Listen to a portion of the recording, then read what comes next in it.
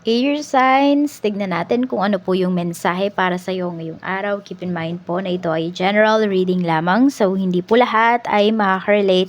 So, be open-minded. Sa mga hindi pa po nakasubscribe dito sa ating channel, please subscribe na po kayo. And pa-like na din po ng ating video. At sa mga nais po mag-avail ng ating private readings ng ating Evil Eye Amulet, ng ating Tiaras Bracelet, makikita nyo po yung link sa description box. Open na po tayo for international shipping. So, if you are interested, kindly message me po directly doon sa ating Facebook page or sa email. Kasi iba sa inyo, baka naka-deactivate kayo sa FB. So, di ko po kayo mare-replyan doon sa page. Makikita ko lang yung message nyo. Masisin ko lang siya, pero di ko kayo ma-replyan. We have not today.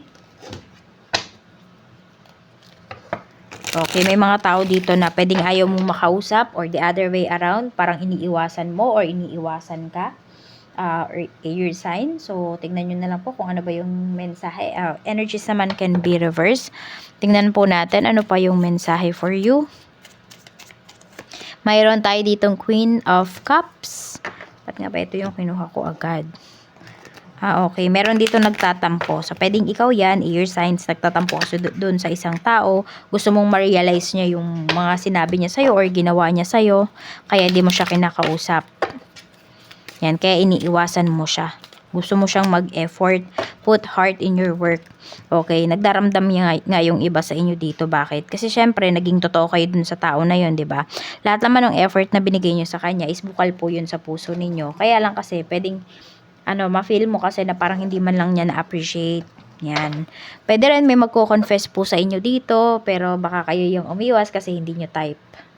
Or the other way around. Baka naman kayo yung mag-confess, tapos, iniwasan po kayo. Tignan natin. Ano pa ba yung mga pwedeng mangyari? Spirit guide. Ano pa po yung mga pwedeng mangyari for air signs? Gemini, Libra, Aquarius. Ngayong araw, happy birthday Gemini. So yung birthday reading mo, ayan.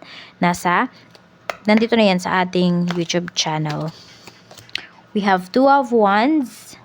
Okay, may mga plans dito for travel. Some of you po, pwedeng may mga, parang interested kayo into something. We have Six of Pentacles. Pera na lang yung kulang. Ayan po. Or meron dito nagbabalak po talaga kayo. Hindi ko alam kung ano tong binabalak ninyo. Pero meron na kayong nakalaan na pera para doon. Nakasave na siya, nakatabi na siya. We have Knight of Pentacles. Pero parang gusto nyo pang dagdagan. Ayan. Okay, meron dito pala pupuntahan na wedding. Ayan, pwede rin binyag. Yan yung pupuntahan ninyo, air signs. Or kung ano man tong occasions na ito. Meron din ako nakikita dito, pwede na dyan sa inyong company, kung nagtatrabaho man po kayo, ay hindi sagot yung pagkain. So, pwedeng meron kayong kinukuhanan dito. Oo, na parang magde-deliver po sa inyo ng pagkain. Or baka nga, baka ito ay medyo, nangyayari na ngayon. Okay, pass na siya. At matagal na itong nangyayari. Tignan natin, present pa rin pala siya. Hindi siya future. Hindi future yung energy. Pwede.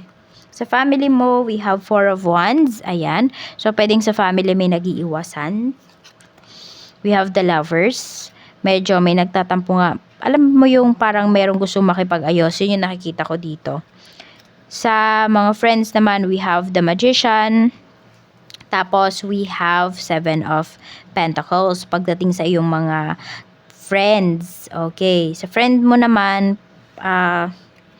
kasi parang may hinihintay kayo parehas ng kaibigan mo. Regarding naman to, ayan, we have Seven of Swords. Kaya lang parang tahimik lang kayo dito. Parang naghihintayan kayo. Nagkaroon ba kayo ng tampuhan ng kaibigan mo? So, pwedeng naghihintayan lang kayo dito kung sino yung unang mag-uusap, ganyan, sino yung unang kakausap, yung magre-reach out.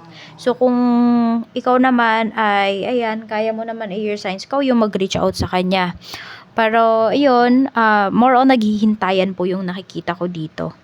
Nag-i-spyan lang kayo dito ng kaibigan mo. Tingnan natin pagdating naman po sa iyong love life. We have Eight of Cups. Meron dito nagmo-move forward.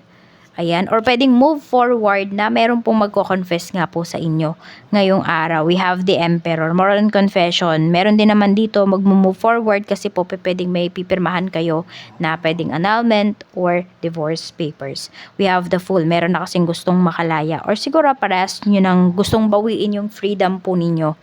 Tignan natin pagdating naman po sa iyong kaperahan. Sa kaperahan, we have Knight of Wands. Meron tayo ditong 6 of Wands and meron tayong 5 of Pentacles. So, meron ba dito, ayan, pwedeng ang pinaplano nyo kasi mag-travel kasi ito eh.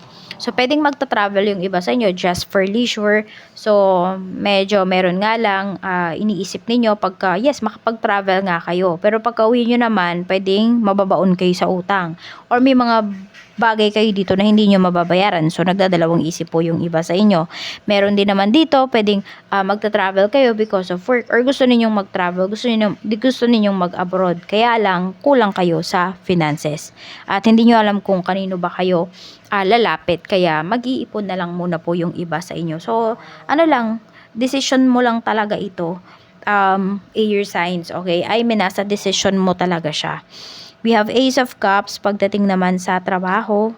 And we have 10 of Cups. Marami naman po sa inyo. Happy kayo sa trabaho ninyo. Ayan o.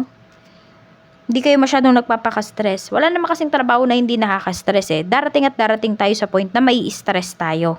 Pero laban pa rin. Tuloy-tuloy pa rin. Yun naman yung pinapakita dito. Kasi mahal po ninyo yung inyong ginagawa, air signs.